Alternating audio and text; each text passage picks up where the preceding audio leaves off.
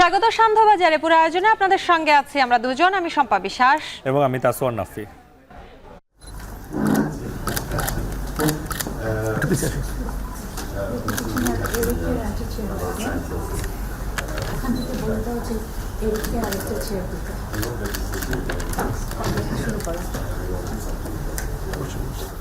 নতুন বাংলাদেশের সূচিত বৈপ্লবিক পরিবর্তনের প্রেক্ষাপটে সরকার ইতিমধ্যে যে সমস্ত পদক্ষেপ গ্রহণ করেছেন সেই সমস্ত পদক্ষেপ সম্পর্কে আমরা এই প্রতিনিধি দলকে অবহিত করেছি।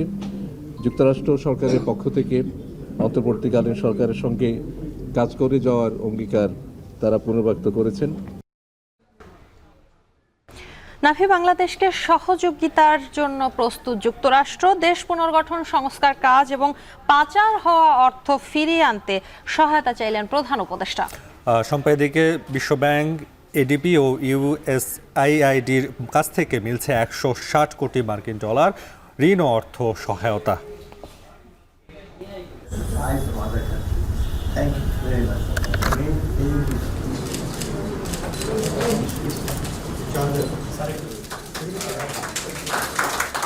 We just signed moments ago our newest development agreement with the interim government that is for over $200 million. This new agreement highlights the priorities of the interim government.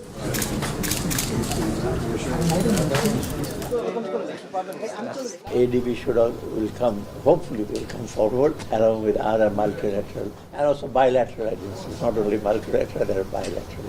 We have talked today about the USAID and the Treasury Department. So in total, we are zeroing in some of the very important short-term measures, reforms and immediate deliverable to the people. That is most important for us.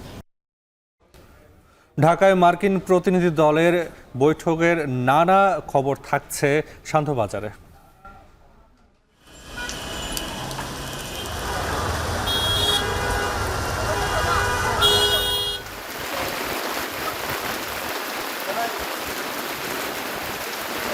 রিক্সা পাচ্ছি না, কোনো CNG পাচ্ছি না, যে কীভাবে যাব? এই বৃষ্টিতে আমাদের চলাফেরা এটা কষ্টকর হয়ে যেতেছে। জরুরি কাজের জন্য বের হয়েছি, এই পানির মধ্যে হাঁটতেছি এখন, সেই হাঁটু পানি। ড্রেন দিয়ে পানি না যাওয়ার কারণে রাস্তাগুলি বন্ধ হয়ে যাচ্ছে পানিতে। বিকালবেলা এবং আজকে রাত্রেও বৃষ্টি হবে। এই বর্ষাকালে মাঝে মাঝে এই ধরনের মৌসুমি নিম্নচাপের কারণে টানা বৃষ্টি হয়ে থাকে। নাফি, নিম্নচাপের প্রভাবে দেশে বৃষ্টিপাত অব্যাহত রয়েছে। কোথাও কোথাও মাঝারি আকারের বৃষ্টিপাত হচ্ছে, কোথাও কোথাও ভারী বৃষ্টিপাত হচ্ছে এবং এই বৃষ্টির কারণে জনজীবন ব্যাহত হচ্ছে। শম্পা, আবহাওয়া যেটা বলছে যে সন্ধ্যা থেকে আগামী 24 ঘন্টায় ঢাকা, রাজশাহী, খুলনা, বরিশাল বিভাগে ভারী থেকে অতি ভারী বৃষ্টি হওয়ার সম্ভাবনা রয়েছে। সান্ধ্যবাজারে এ নিয়েও জানাবো বিস্তারিত। তবে শুরুতেই থাকছে মার্কিন প্রতিনিধি দলের সঙ্গে উপদেষ্টার বৈঠক প্রসঙ্গ।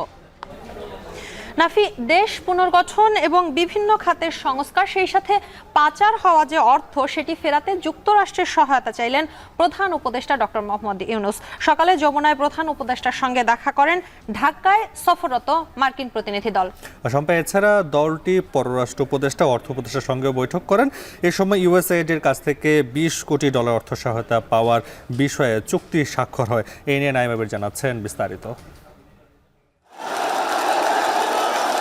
গণঅভ্যুত্থান পরবর্তী নতুন এক বাংলাদেশ, নতুন এক সরকার ব্যবস্থা, নতুন করে আঁকা হচ্ছে অর্থনীতির গতিপথ। অন্তর্বর্তী সরকারের নেতৃত্বে বাংলাদেশের সাথে উন্নত বিশ্বের কি ধরনের সম্পর্ক হবে তা দেখবার অপেক্ষায় 18 কোটি মানুষ। ঠিক এসব আলোচনার মধ্যেই ঢাকায় মার্কিন প্রতিনিধি দল।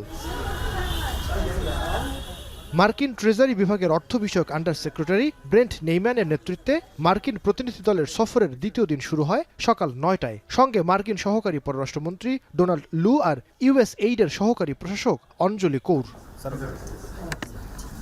রাষ্ট্রীয় অতিথি ভবন পদ্মায় প্রথমেই প্রতিনিধি দল বৈঠক করেন পররাষ্ট্র উপদেষ্টা মোহাম্মদ তৌহিদ হোসেনের সঙ্গে।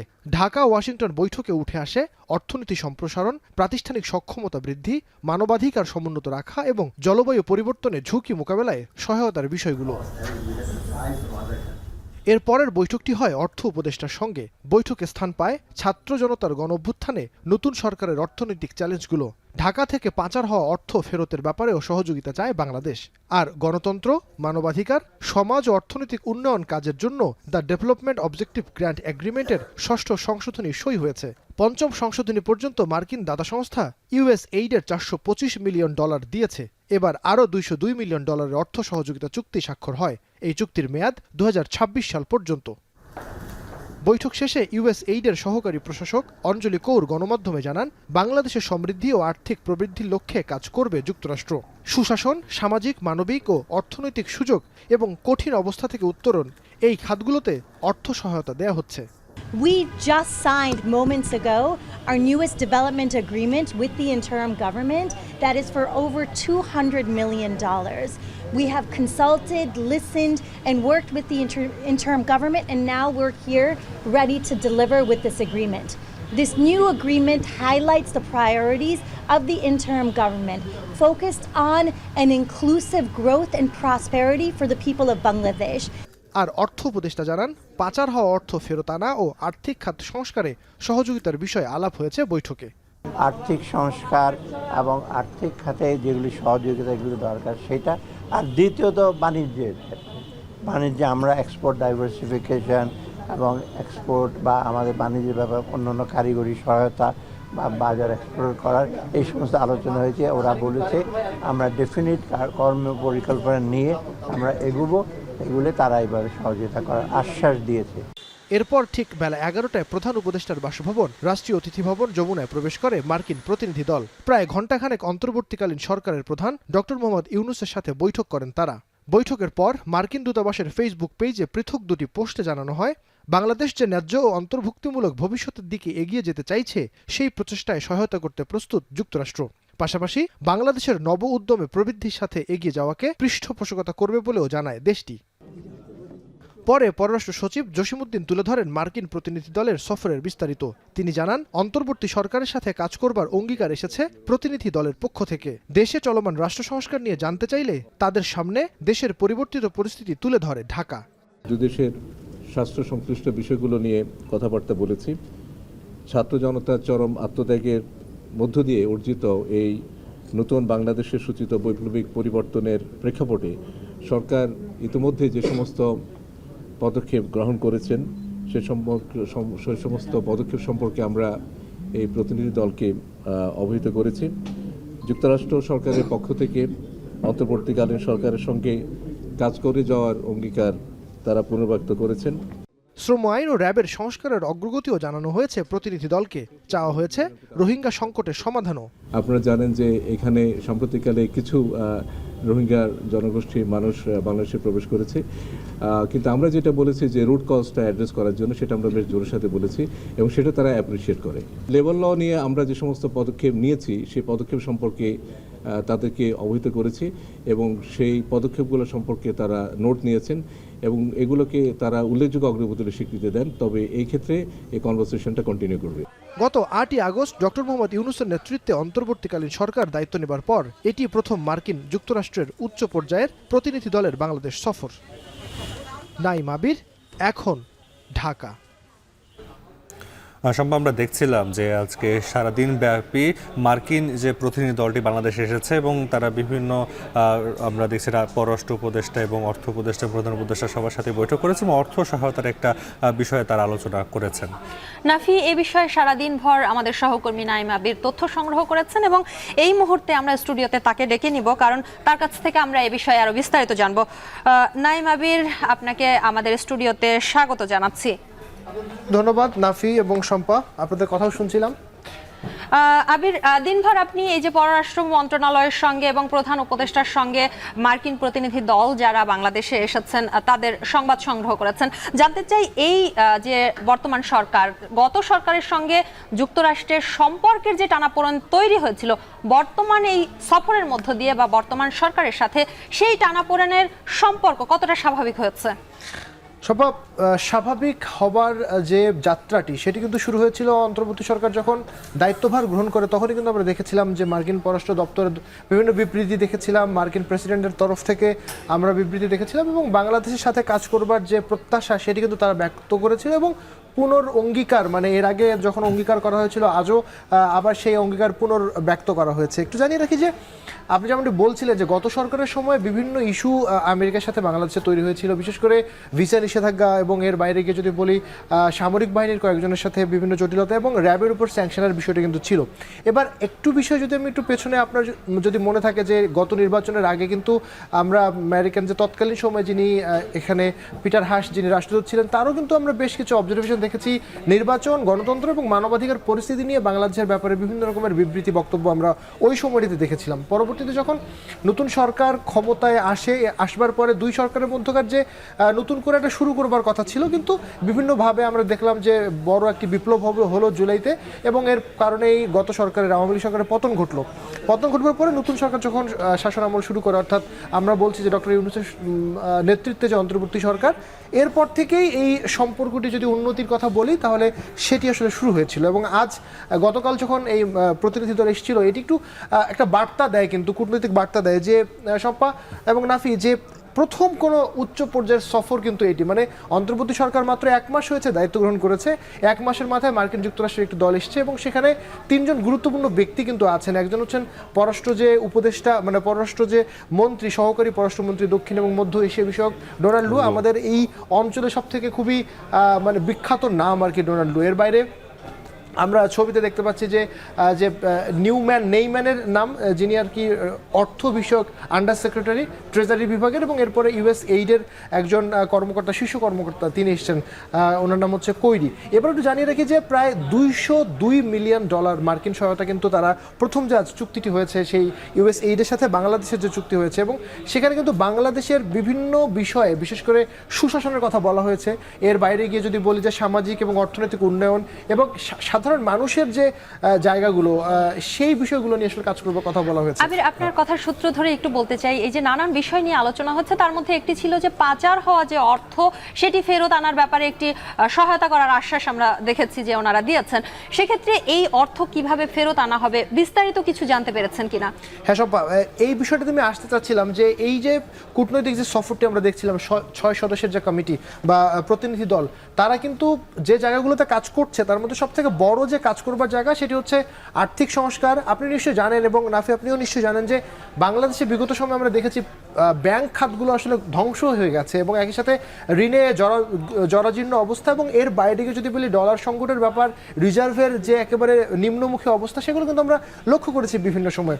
সেই জায়গা থেকে যখন সরকার একটি রাষ্ট্রকে সংস্কার করতে চায়, তখন সব থেকে বড় জায়গা বা নিয়ামক কিন্তু হচ্ছে অর্থনৈতিক সংস্কার, এবং সেই অর্থনৈতিক সংস্কার করবার জন্য আজ অর্থ উপদেষ্টার সাথে কিন্তু একটা বৈঠকও হয়েছে, এবং সেখানে আমরা যতটুকু জানতে পেরেছি অর্থ উপদেষ্টা কয়েকটি বিষয় এখানে উল্লেখ করেছেন বৈঠকের বিষয়ে। প্রথমত বলেছেন যে এই যে সংস্কারের ক্ষেত্রে মার্কিন যুক্তরাষ্ট্রের কাছ থেকে সহযোগিতা চাওয়া হয়েছে, 1 নম্বর।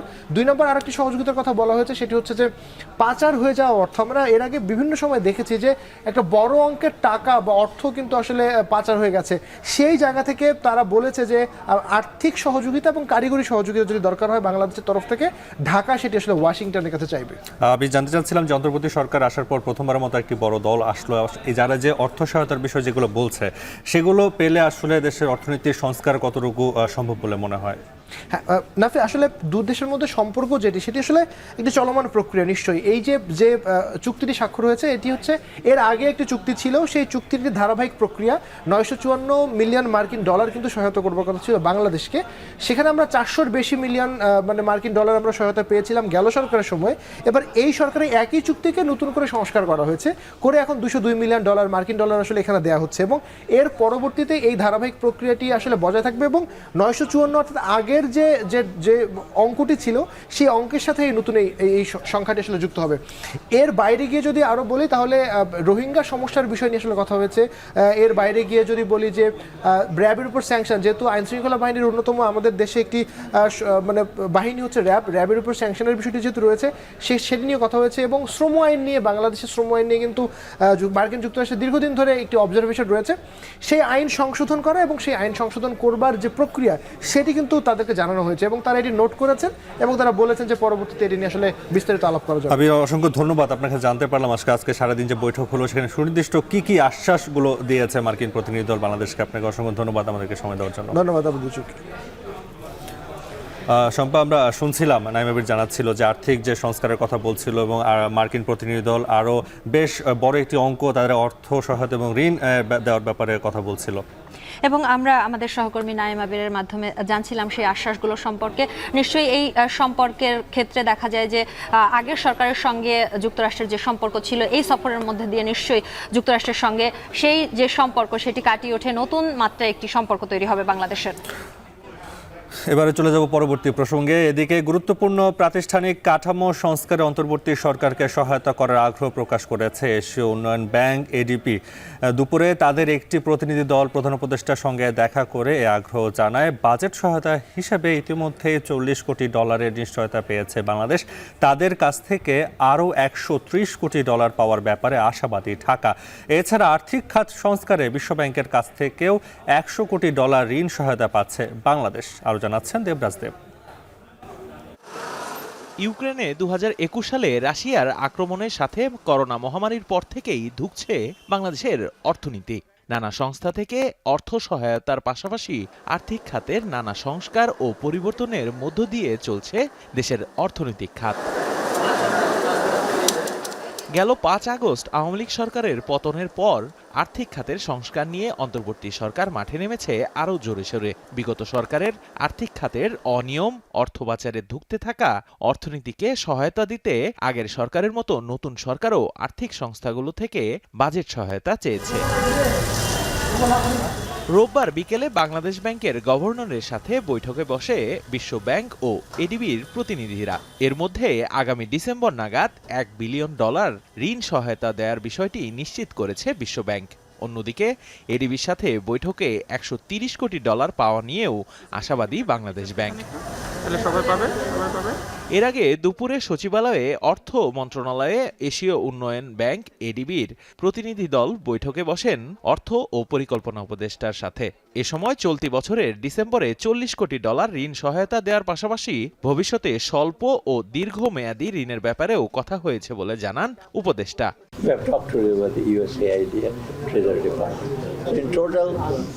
We are zeroing in some of the very important short-term measures, reforms and immediate deliverable to the people. That is most important for us. Second, we have some mid-term, madhyameyadi jinish ache, mid-term, and there are some long-term things which maybe will start the process. The long-term things will take time and whichever government comes. তবে এসব অর্থ ছাড়ের আগে রাজস্ব খাতের সংস্কার, বেসরকারি খাতে অ্যাসেট ম্যানেজমেন্ট কোম্পানি করা, খেলাপি ঋণের নতুন সংজ্ঞা করা ও নতুন গঠিত টাস্ক ফোর্সের অডিট ফার্মের মূল্যায়ন প্রতিবেদন সম্পন্ন করতে হবে বাংলাদেশকে। এর আগে প্রধান উপদেষ্টার সাথে সাক্ষাৎ করেন এডিবির প্রতিনিধি দল। সেখানে গুরুত্বপূর্ণ প্রাতিষ্ঠানিক কাঠামো সংস্কারে সহায়তার কথাও বলে এডিবি। দেশের অর্থনীতিকে স্থিতিশীল করতে এডিবি আরও নীতি সুদহার ভিত্তিক ঋণ দেওয়ার ব্যাপারেও আগ্রহ প্রকাশ করেছে সংস্থাটি। দেবরাজ দেব, এখন, ঢাকা। দেখছেন শান্তবাজার।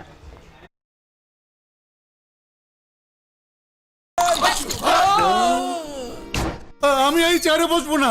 বাচ্চু ভাই, এই চেয়ারকে ভয় পেও না। ডেন্টিস্টের পরামর্শ নাও নতুন কোলগেট অ্যাক্টিভ সোল, যা দাঁতের সমস্যা শুরু হওয়া মাত্রই থামিয়ে দেয়। না থাকবে ব্যথা, না থাকবে ভয়। নাফি, নিম্নচাপের প্রভাবে দেশের বিভিন্ন জেলায় বৃষ্টি হচ্ছে এবং এই বৃষ্টির মাত্রা কোথাও কোথাও বলা চলে মুষলধারে, আবার কোথাও কোথাও গুড়ি গুড়ি বৃষ্টি হচ্ছে, যার ফলে প্লাবিত হয়েছে বেশ কিছু নিম্নাঞ্চল এবং কিছু এলাকায় তৈরি হয়েছে জলাবদ্ধতা, ফলে দুর্ভোগ দেখা দিয়েছে জনজীবনে। শম্পা, এছাড়া কক্সবাজারে তৃতীয় দিনের মতো টানা বৃষ্টি হওয়ার কারণে দেখা দিয়েছে নদী ভাঙনের ঝুঁকি এবং সেখানে 20,000 মানুষ এখনো পানিবন্দী অবস্থায় রয়েছে। এছাড়া সমুদ্র উত্তাল থাকা নিরাপদ স্থানে ফিরছেন সমুদ্রগামী জেলেরা। এ নিয়ে বিস্তারিত জানাবে প্রতিবেদনে। একদিকে দমকা হওয়া, সেই সঙ্গে মুষলধারে বৃষ্টি। সাগরে নিম্নচাপের প্রভাবে গেল 2 দিন ধরে দেশের বিভিন্ন জেলায় অব্যাহত রয়েছে এই বৃষ্টিপাত, যাতে দুর্ভোগ বাড়ছে স্থানীয়দের মাঝে।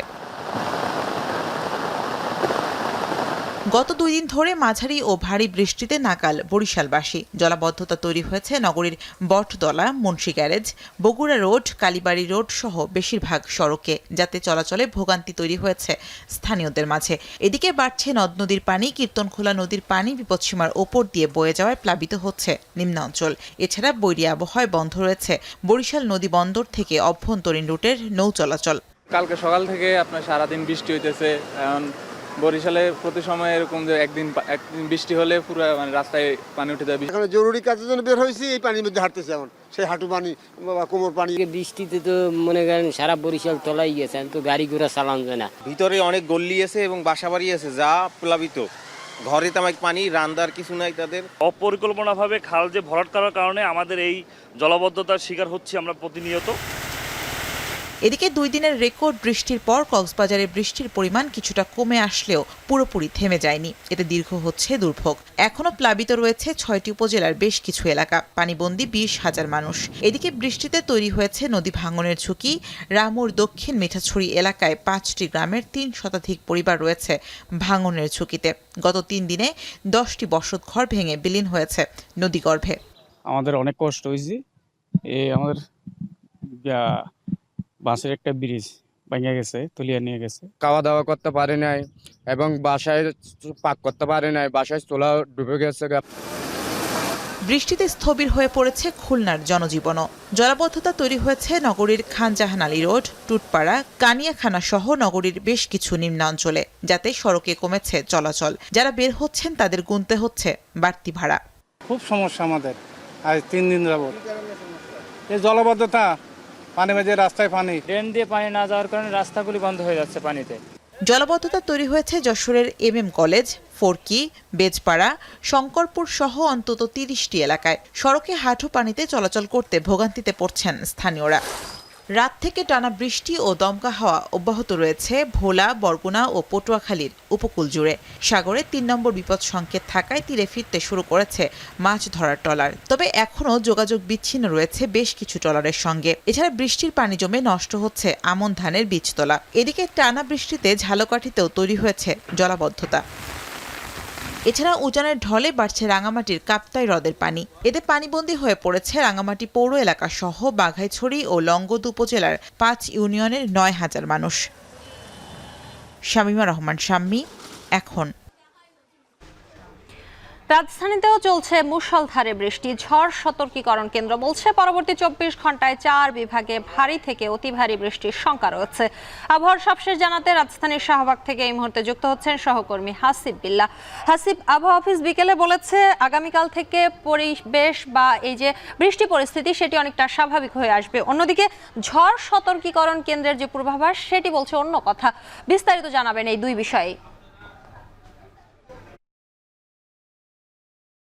সম্পা, প্রথমে বলে রাখি যে আজ সারাদিন এই গভীর নিম্নচাপের প্রভাবে রাজধানীতে বৃষ্টি হয়েছে এবং সন্ধ্যার পর কিছুটা বৃষ্টি কমেছে। যদিও আবহাওয়া অফিস বলছে যে আগামীকাল দুপুর পর্যন্ত এই কোথাও ভারী বৃষ্টি এবং কোথাও হালকা বা ঝিরিঝিরি বৃষ্টি হবে, এই বিষয়টি আবহাওয়া অফিস বলছে। কাল দুপুরের পর থেকে এই ভারী বৃষ্টির প্রভাবটা কিছুটা কমবে। আমি যেখানে রয়েছি, এই যে TSC, যেটি ঢাকা বিশ্ববিদ্যালয়ের ছাত্র শিক্ষক কেন্দ্র রাজু ভাস্কর্যের সামনে প্রতিদিনই দেখা যায় যে 5 আগস্টের পর থেকে অনেক মানুষ, ছাত্র জনতা এখানে ভিড় করেন। আজকে এখানে কিন্তু মানুষের সংখ্যা খুব কম, যদিও সন্ধ্যার পরে এখন কিছু রিকশার এবং CNG চলাচল করতে দেখা যাচ্ছে। কিন্তু যেহেতু আগামীকাল ঈদে মিলাদুন্নবী, সে উপলক্ষে কিন্তু এখানে TSC কেন্দ্রিক অনেক আয়োজন করার কথা ছিল, সেগুলো কিন্তু অনেকটা স্থগিত করা হয়েছে এবং লোকজন অনেক কম দেখা যাচ্ছে। এরকম পরিস্থিতি আজ রাজধানীতে সারাদিনই ছিল।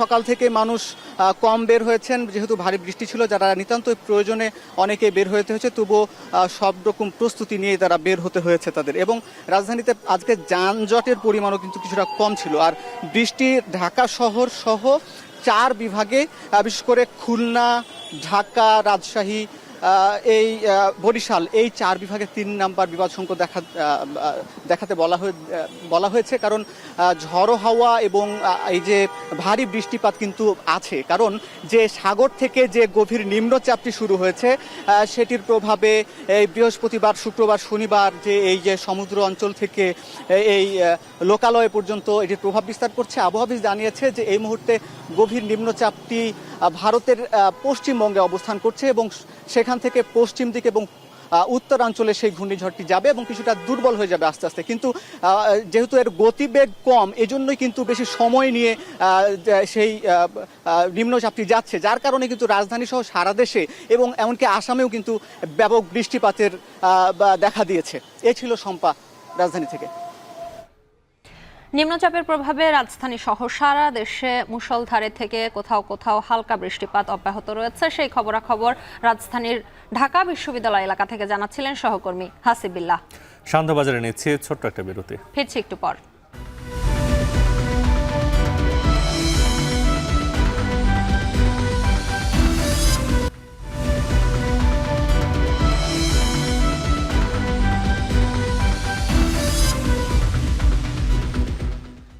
বিরতির পর ফিরে এলাম। দেখছেন শান্তবাজার। সরকার পতনের আন্দোলনে বিএনপির অবদানকে ছোট করে দেখার সুযোগ নেই। সকালে রাজধানীর গুলশানে চেয়ারপারসনের কার্যালয়ে সংবাদ সম্মেলনে এমন মন্তব্য করেন বিএনপি মহাসচিব মির্জা ফখরুল। জানান, জুলাই গণঅভ্যুত্থানে বিএনপির 422 জন কর্মী শহীদ হয়েছেন। এ সময় দ্রুত নির্বাচনের দিকে যেতে অন্তর্বর্তী সরকারকে আহ্বান জানান তিনি। ধৈর্য ধরে সহনশীলতার সঙ্গে যে ইন্টারিম গভর্নমেন্টকে দায়িত্ব দেওয়া হয়েছে তারা যেন কাজ করতে পারে, তাদেরকে সঠিক কাজ করতে দিয়ে অতি দ্রুত যে সংস্কারের কাজে তারা হাত দিয়েছেন, আমরা মনে করি এই কাজগুলো দরকার।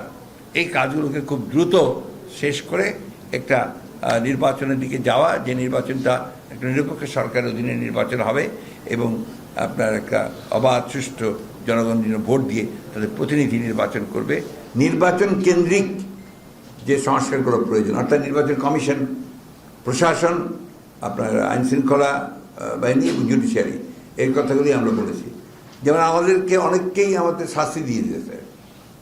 আমাদেরকে শাস্তি দিলে যদি আপনার 2 বছরের বেশি হয় তাহলে আমরা নির্বাচন করতে পারবো না। তো এটাও আপনার সংস্কার হওয়া প্রয়োজন। তো এই জিনিসগুলো আসতে হবে। তো আর সেই সঙ্গে অন্যান্য সংস্কারও তো আপনি সময় মতো ওই গভর্নমেন্টে আর যে গভর্নমেন্ট আসবে সেই গভর্নমেন্টই করবে।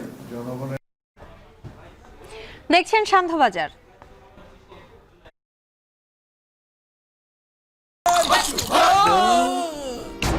আমি এই চেয়ারে বসবো না।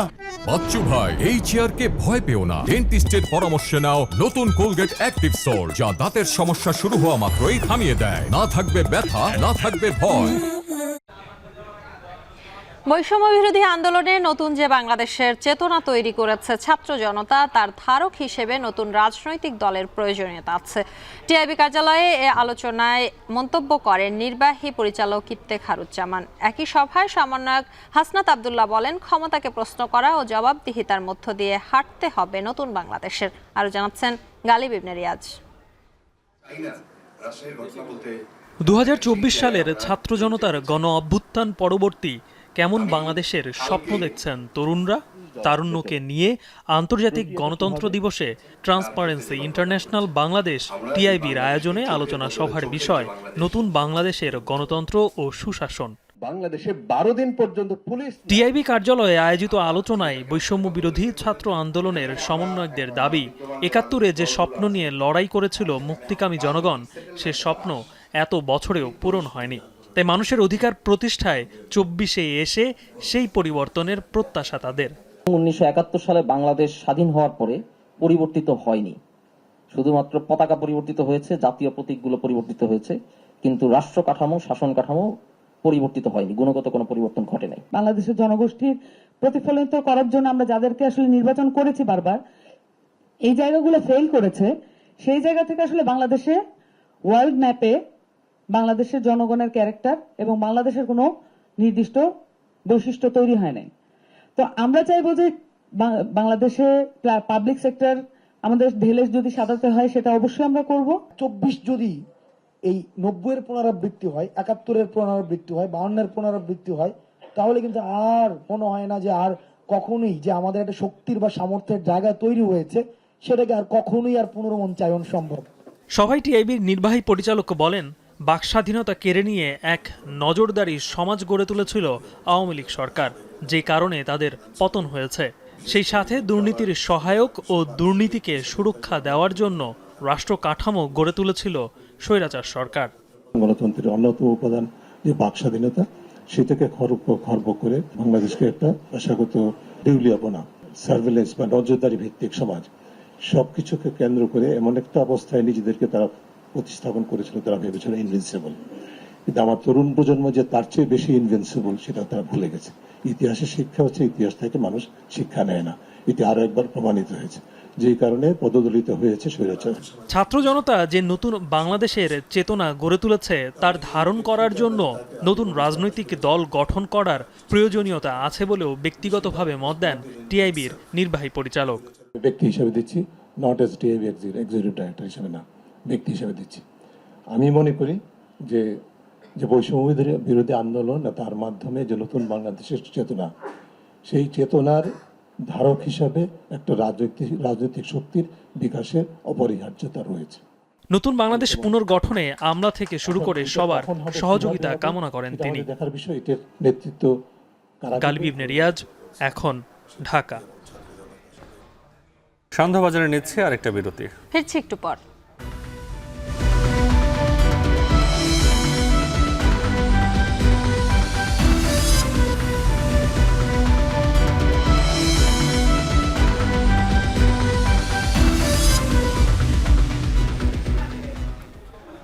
ফিরে এলাম বিরতির পর।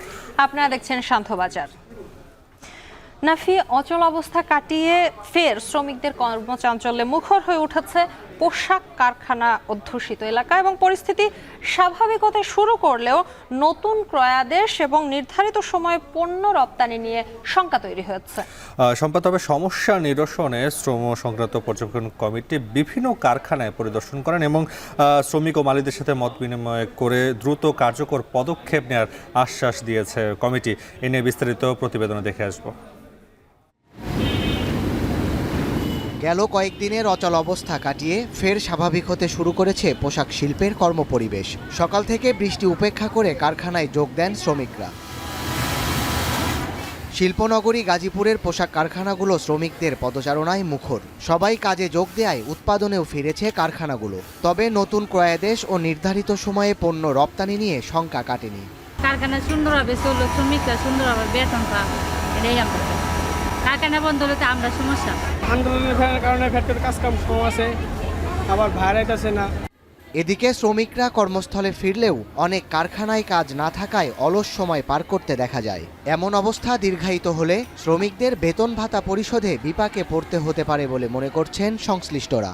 ঝামেলা না হয়, আমরা তো এটা চাই, কিন্তু বাইরে আন্দোলন না হয়, আমরা তো এটা শান্তিভাবে আমরা কাজ করি। কাজ নাই এই জন্য আর কি অলসতা করতেছে, আবার কাম আসলে আবার সামনে মাল দেয়, এরকম আর কি। স্যালারি তো ঠিক টাইমে দেয় না, 25 তারিখ 28 তারিখে স্যালারি দেয়, এরকম করে কি মানুষের সংসার চলে? শ্রমিক অসন্তোষ নিরসনে শ্রম সংক্রান্ত অভিযোগ পর্যবেক্ষণ কমিটির সদস্যরা রবিবার সকালে আশুলিয়ার বেশ কয়েকটি কারখানা পরিদর্শন করেন। এ সময় কারখানা মালিক, শ্রমিক এবং কর্মকর্তাদের সাথেও মতবিনিময় করেন তারা।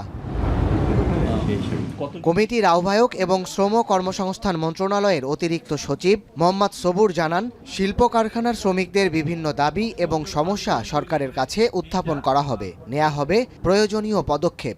আমরা নোট নিয়েছি, আমরা এগুলো সরকারের দৃষ্টিতে আনবো। এই বিজিএম এর মাধ্যমে এই মালিক পক্ষের সাথে আমরা সেটা পর্যালোচনা করব। আমরা তিনটা পক্ষ মিলে আমাদের যে সুনাম রয়েছে সেটা আরও আমরা বৃদ্ধি করতে চাই, আমাদের এক্সপোর্ট আরও আমরা বাড়াতে চাই, আমরা অন্য দেশের সাথে প্রতিযোগিতা করে আরও এগিয়ে যেতে চাই। সাভার, আশুলিয়া ও গাজীপুরে পোশাক কারখানার সংখ্যা 4000-এর বেশি। এসব কারখানায় কাজ করেন 32 লাখের বেশি শ্রমিক। সাদাত শাহেদ, এখন। দেখছেন শান্তবাজার।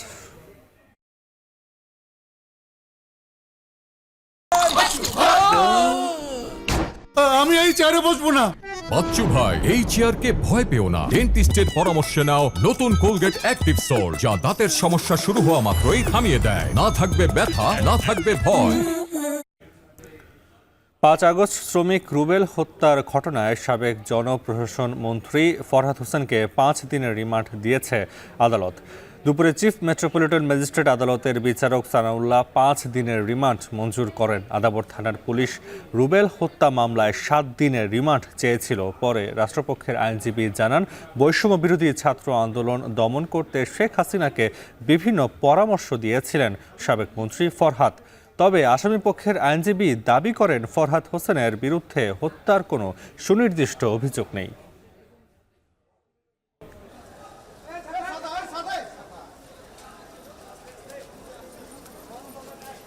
এই রুবেল হত্যার সঙ্গে প্রাথমিক তদন্তে তার জড়িত থাকার বিষয়টি উদ্ঘাটিত হয়েছে এবং এই হত্যার সঙ্গে আরও বিষয়বস্তু জানার জন্য এবং আরও আসামিদেরকে গ্রেপ্তার করার জন্য এই আসামিকে 7 দিনের রিমান্ড নেওয়া প্রয়োজন। বিজ্ঞ আদালত উভয় পক্ষের শুনানির পর এই আসামির বিরুদ্ধে 5 দিনের রিমান্ড মঞ্জুর করে। এই মামলায় ওনার কোনো সম্পৃক্ততা নেই। আমরা বিজ্ঞ আদালত থেকে বলেছি যে শুধু 11 থেকে 156 নম্বরে আসামি হুকুম দিয়েছে বলেছে, বাট সুনির্দিষ্ট কোনো অভিযোগ নাই। কে গুলি করেছেন এরকম কোনো ভিডিও ফুটেজ নাই, কোনো স্থির ছবি নাই। তাই আমরা বলেছি যে রিমান্ডের কোনো প্রয়োজন বোধ করি না। সান্ধ্যবাজারের এ পর্যায়ে নিচ্ছি আরও একটি বিরতি। ফিরছে কিছুক্ষণ পর।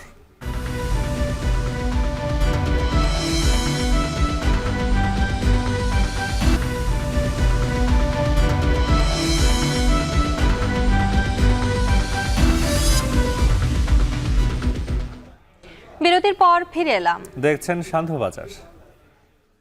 এবারে খেলার খবর। অভিজ্ঞতায় ভারতকে এগিয়ে রাখলেও ভারতের সঙ্গে টেস্ট জয়ের সুযোগ দেখছেন জাতীয় ক্রিকেট দলের অধিনায়ক নাজমুল হোসেন শান্ত। চেন্নাইয়ের উদ্দেশ্যে দেশ ছাড়ার আগে ভালো খেলাকেই জয়ের মন্ত্র মানছেন টাইগার অধিনায়ক। আরও জানাচ্ছেন আরিফুল ইসলাম সাহাব। 10ম টেস্ট খেলুড়ে দেশ হিসেবে 2000 সালে সাদা পোশাকে ভারতের সাথে প্রথম টেস্ট ম্যাচ খেলে বাংলাদেশ। এরপর গত 24 বছরে প্রতিবেশী দলটির সাথে দেশে ও দেশের বাইরে সর্বমোট 13টি টেস্ট খেলেছে বাংলাদেশ দল, যেখানে জয়ের মুখ দেখাই হয়নি। 2015 সালে ফতুল্লা টেস্টে করা ড্রটাই এখনো পর্যন্ত রোহিত কোহলিদের বিপক্ষে সেরা সাফল্য বাংলাদেশের। তবে এবারের ভারত সফরে টেস্ট পরিসংখ্যান সমৃদ্ধ করতে চায় অধিনায়ক শান্ত। এটা অনেক চ্যালেঞ্জিং একটা সিরিজ আমাদের জন্য হতে যাচ্ছে, বাট প্রত্যেকটা সিরিজ একটা অপরচুনিটি। আমরা 2টা ম্যাচই জেতার জন্য খেলবো এবং জেতার জন্য যে জিনিসগুলো ইম্পর্টেন্ট, প্রসেসটা ইম্পর্টেন্ট। সো আমাদের লক্ষ্যটাই থাকবে যে আমাদের কাজটা আমরা ঠিক মতো করতে পারছি কিনা। অভিজ্ঞতায় ভারতের পেসারদের এগিয়ে রাখলেও শান্তর বিশ্বাস দক্ষতার দিক থেকে নাহিদ রানা, তাসকিন আহমেদরা রোহিত কোহলিদের চ্যালেঞ্জ জানানোর সামর্থ্য রাখেন। পেসারদের পাশাপাশি অভিজ্ঞ স্পিন ডিপার্টমেন্ট নিয়ে আশাবাদী টাইগার অধিনায়ক। খেলতে চান দল হিসেবে। ওই দলের সাথে কম্পেয়ার করেন, এক্সপেরিয়েন্সের দিক থেকে আমাদের পেস বোলাররা তুলনামূলকভাবে একটু পেছনের দিকে আছে। স্কিল ওয়াইজ হ্যাঁ হয়তো আমরা কাছাকাছি আছি। আমি এতটুকু বলতে পারি, পেসার, স্পিনার এবং ব্যাটসম্যান যারাই খেলবেন এই সিরিজটা, প্রত্যেকটা প্লেয়ার 100% দিবেন এবং আমি বিশ্বাস করি যে 5 দিন যদি আমরা ভালো ক্রিকেট খেলতে পারি তাহলে খুব এক্সাইটিং একটা ম্যাচ হবে। পরিকল্পনার জটিলতায় না গিয়ে পাকিস্তান সিরিজের আত্মবিশ্বাস কাজে লাগানোর প্রত্যাশা শান্তর। পাকিস্তানে একটা ভালো সিরিজ পার হওয়ার পরে অবশ্যই একটা বাড়তি কনফিডেন্স তো দলের মধ্যে আছে, ইভেন পুরা দেশের মানুষের মধ্যেই আছে। এদিকে ছুটিতে থাকলেও জাতীয় দলের সঙ্গে শেষ মুহূর্তে যোগ দিয়েছেন চান্ডিকা হাথুরুসিংহে। ভারতে প্র্যাকটিস সেশনে কোচের সাথে মিলিয়ে বাকি কৌশল সাজাতে চায় বাংলাদেশ। এখানে তো আমাদের প্র্যাকটিস সেশন আছে, কোচের সাথে কথা হয়েছে, একটা তো প্ল্যান করা আছে, আমাদের প্র্যাকটিস শিডিউলটাও ওখানে রেডি করা আছে। সো আশা করছি যে ওইখানে যে আমরা ওইটা এক্সিকিউট করতে পারবো। ওয়ানডেতে বড় দল হয়ে উঠলেও সাদা পোশাকে বাংলাদেশের বিপক্ষে অপরাজিত ভারতকে এবার পরাজয় উপহার দিতে চায় টাইগাররা। যদিও সর্বশেষ ভারত সফরের 2 টেস্টেই ইনিংস ব্যবধানে হেরেছিল বাংলাদেশ। তবে রাওয়ালপিন্ডিতে অবিস্মরণীয় সিরিজ জয়ের পর নতুন কিছুর স্বপ্নে বিভোর বাংলাদেশ। আরিফুল ইসলাম সাহাব, এখন, ঢাকা। বাফুফের সভাপতি পদে নির্বাচনের ঘোষণা দিলেন সাইফ পাওয়ার টেকের কর্ণধার তরফদার রুহুল আমিন। রোববার বিকেলে রাজধানীর একটি 5 তারকা হোটেলে বিভিন্ন জেলা ও বিভাগীয় ক্রীড়া সংস্থার সাবেক কর্তারা তার নাম প্রস্তাব করেন। তাদের প্রস্তাবের সম্মতি জানান এই ক্রীড়া সংগঠক, যদিও তার প্যানেলে কে বা কারা থাকছে তা চূড়ান্ত হয়নি। এদিন তরফদার রুহুল আমিন জানিয়েছেন, বাফুফে নির্বাচনে জয়ী হলে দেশে ফ্র্যাঞ্চাইজি ফুটবল লিগ চালু করবেন তিনি। তবে ফেডারেশনের বর্তমান কমিটি নিয়ে বিস্তর অভিযোগ আছে তার।